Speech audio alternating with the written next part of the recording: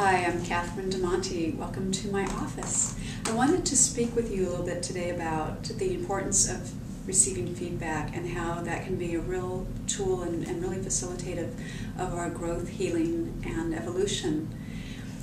It's really empowering to find out that we can take what we perceive as criticism and actually turn it into feedback and to see where our own stuff is. We don't really know where our wounds are until somebody points it out. And it could be all their stuff, or it might not be. It might be that there's a grain of truth to what they're saying. I sometimes like to say to clients, just try it on. Just put it on like an overcoat and just see if it fits. Even if it's delivered in a very critical way, it can still be really healing to set aside the delivery of it and see where what they're saying may make sense. And have you ever noticed that if somebody points out that you have spinach in your teeth, or that you've been walking around with toilet paper on your shoe, how grateful you are to find out? Have you noticed that? And how sometimes you even say, I wish I'd known sooner. How long have I been walking around like that? Well, the reason we're grateful for it is how are we going to know if people don't point out things, and how are we going to know where our own stuff is? And so the reason something like spinach and the toilet paper don't make you defensive or make any of us defensive is that it can happen to anybody. It's not a judgment call. It's not that we're doing something wrong. We just didn't know about something. But the reason we get defensive if they point out something else, other than that kind of a thing, is because we know there's some truth to it, and it feels bad. It's like the stuff we've been hiding from has now been exposed. It's embarrassing.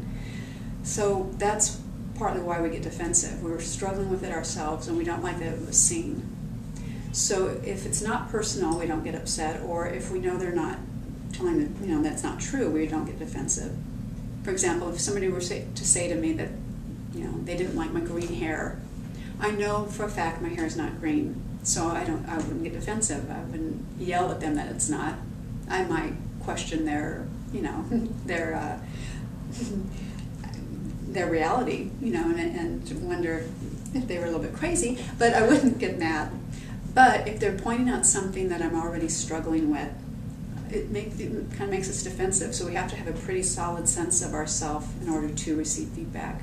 I was at a party once, and I overheard a woman saying that people always tell me I'm strident, and she said, I'm not strident, I just tell people the truth, and that's what, nobody likes to hear the truth, and that's why they have a problem with me.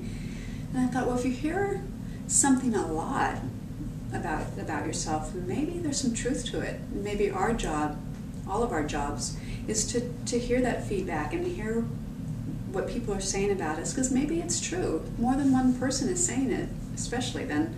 We probably ought to look at it and see where there might be some truth to it. I have a friend actually that's so good at receiving feedback that he actually thanks people, no matter how they deliver it.